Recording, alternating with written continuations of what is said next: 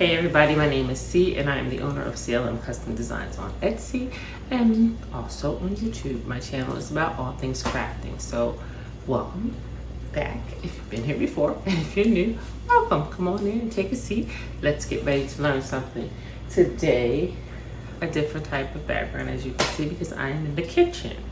I actually have an order for chocolate covered pretzels. You may not have known this, but right around when I first got started, my big thing was chocolate. I used to do chocolate covered pretzels and strawberries and apples. And I used to do chocolate lollipops and different things like that. So, yeah, somebody asked me for an order, and so I thought I would just film it. Something different, something new. But anyway, here we go. So, if you're interested in seeing how I do these chocolate covered pretzels, stick around. Let's jump into the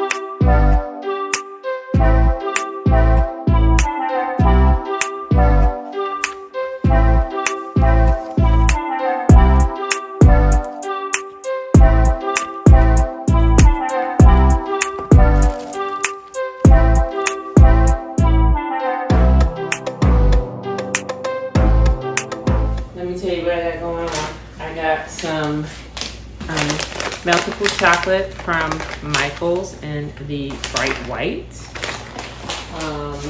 And I have some Crisco. Sounds weird, but stay with me. And that's kind of all you really need for the chocolate covered pretzels. Obviously, you need the pretzels. So I have those. And then I have some cellophane bags to put the pretzels in. They actually come with twist ties. However, I had some leftover ribbon from another time I did something, so I'm actually gonna tie them with ribbon. You will also need like a sheet of wax paper, or you could use a non-stick cookie mat, anything like that, but I'm gonna use this. And then I actually have a pretzel stand so that after I'm finished, I can set them up in here. And lastly, I bought some non-perils, I think they're called, but anyway, they're just little curl beads. So that's what we're gonna do. I am using the double boiler method, where you just, I have a pot of water, and then I have a glass jar. Inside the water, I pour the melt in there and a pat of the Crisco just to let them melt down. You can actually use microwave if you choose to. I just kind of like this method better. Now, back to the Crisco. Why do we use that? Because you need to thin the chocolate out. So you need something to thin it out. Some people use coconut oil, but I just have always used Crisco, but whatever you want to use to thin it out. And I'm just letting it boil, it's melting it, and I'm just kind of stirring it as I go along. Now, the reason why I use this glass container is obviously I'm going to be dipping pretzels, so I need something that's going to be equivalent to the length of the pretzel in order to make it work. So that's why I use that, and I just keep adding the chocolate till it gets to the desired height as it melts down. I bought 2 bags of those. I have to do 100 pretzels, so hopefully that will work. I like this type of Crisco because you can just cut sections just like butter and then drop it in, and it's truly just that simple. Let it melt down. I have a non-stick kind of stirrer that I'm using, and yeah, so we just need to get that melted down to the right consistency, and then once we do that, I can take it off the stove and we can move on to the next step. So once I get there, I will get back with you. Thanks. I have switched to a chopstick so that I can get down to the bottom of the jar. I want to keep stirring it to make sure that it does not burn. But this is not a wooden chapstick. This is not a wooden chopstick. It's got like this slick coating on it, so the chocolate is not sticking to it. And see what I mean by thick? I want it to like drip. So that's why you gotta add that thinner, whatever you decide to use. So I might have to just put a little bit more in there to make sure it thins out. Another reason why I like to use the double boiler method is because with the microwave, depending on how quickly you melt it, the chocolate can burn. So you have to, gotta be careful that it does not burn,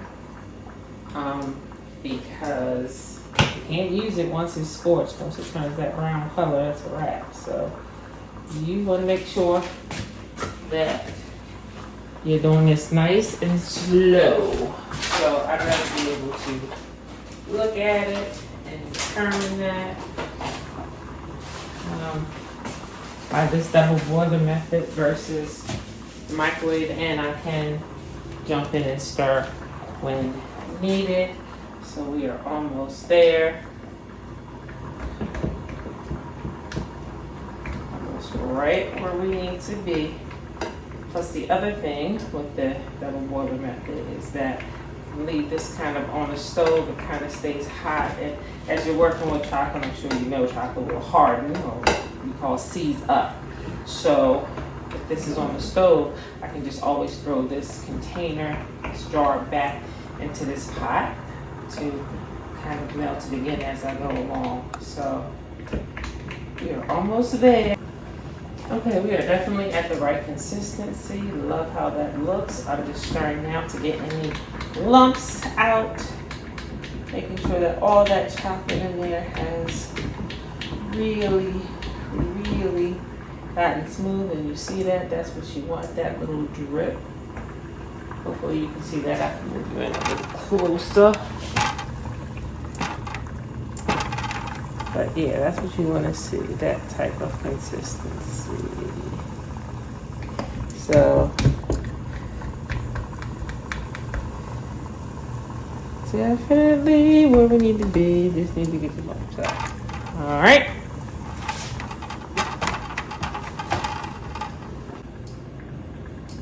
At this point, I'm going to remove it from the heat. Turn off my oven or stove, whatever you want to call it. So now we've taken the chocolate out of the water bath. We're gonna let this cool down just a bit because we don't want it so warm that it's just running off the pretzel. All right, I'm gonna pull you in. Let's get into it. I have put my chocolate in the freezer for a little bit to kind of make it a little firmer. I put my tray in the refrigerator to make sure that that's nice and cool. Got my wax paper over top. Got my bin to catch the little pearls, which I should have, and retrospect, I should have bought the bigger pearls. But anyway, we're gonna make that work. Got my pretzels, and got my gloves on, and we're gonna make it do what it do. You take a pretzel, you dip it in to whatever length you decide, or depth, I should say, whatever depth you decide how deep you want your pretzel to be. Kind of shake off the excess, let that do its thing.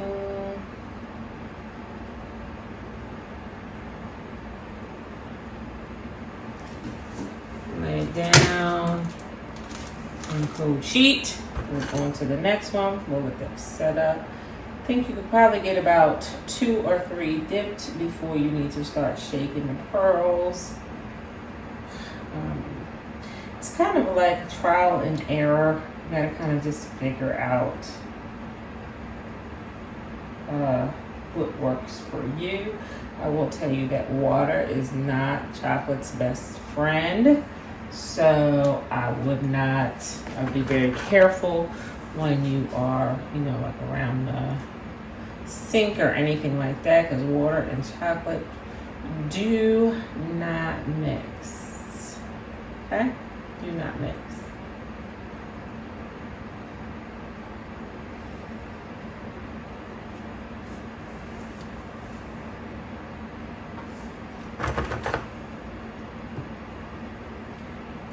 I told you I have this bowl because I was thinking that I would shake some over the bowl, but I don't know because this chocolate is still maybe a little, you know, loose. So I don't want the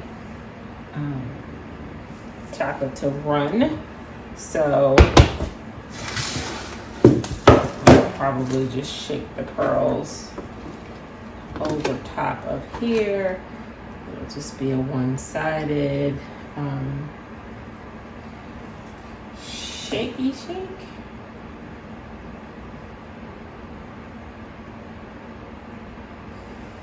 That's okay. I think it will still work.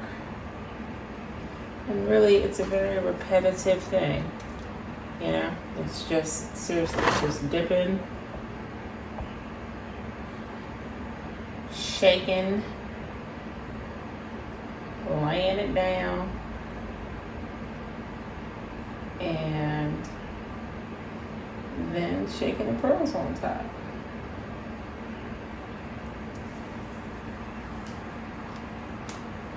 That is it. You know, if you want a super thick coating on it, you could re-dip it a second time if you chose to. But ain't nobody got time for that. So we are doing to do one dip. Or let's say you want to do two colors, you could do this for a white dip, and then once this set up, you could turn around and then do like a half of a dip in another color.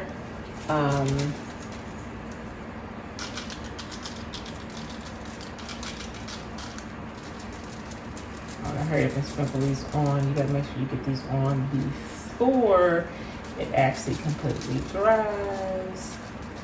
So even though you want to give it a chance to dry, don't let it completely dry, or else you will have to re-dip because it will be already solidified.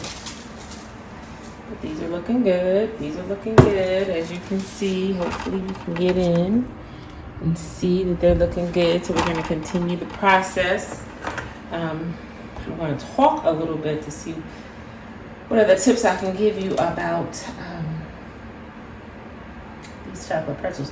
You also can, there are molds in which you can just like lay the pretzel down in a mold and then pour the chocolate over top. That is also a thing if you want to do that.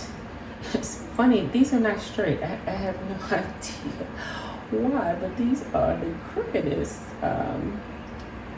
little pretzels. Don't know what's going on. For me, I always usually buy my pretzels at Aldi's.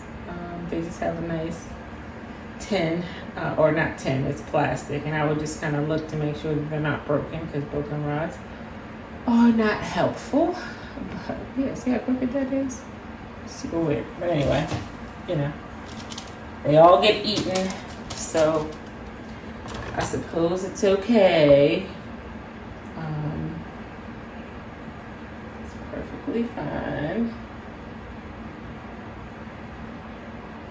So yeah, you can go and buy all kind of chocolate molds that you can use for pretzels, or you can just, what I call, hand dip, like I'm doing. So it is completely your choice. And now what I do is just pop these back in the fridge for a second so they can set up. And then once they are set up, and then I'm going back through to make sure I haven't missed any spots with these pearls. And then I will, like I said, pop these in the fridge, make sure they have set up, and then pop them back out and bag them up. Probably be helpful if you had another tray to keep the production line going. We got 100 of these bad boys to do. So I want to keep this tray moving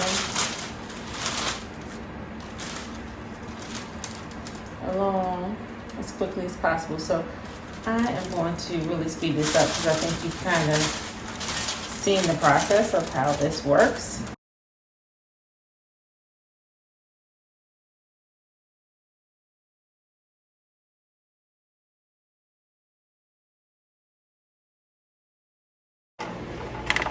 Okay, we can ready to start bagging and tagging. I had to run out to the store real quick and get some more supplies because I ran out. Which is never a good thing, but I did. I got some more chocolate boiling on the stove, but in the meantime, I'm going to show you how to bag and tag them. It's very simple. You just slide it in, and then you will put the twisty on the end. Not that difficult. It's a very simple process. Something very, I think, easy that you can do, fun with your kids or by yourself or some type of event, that you may be having, and they turn out beautifully. And yeah, just that simple. Slide them in. I'm going to slide all of them in, and then I'm going to then put the tie on at the end. But kind of wanted to show you that. I'm going to finish bagging these up, tying them up, and then I'll see you back. I completely ran out of time with this video. I had to get to the event. So thanks so much for watching. Like, comment, and subscribe.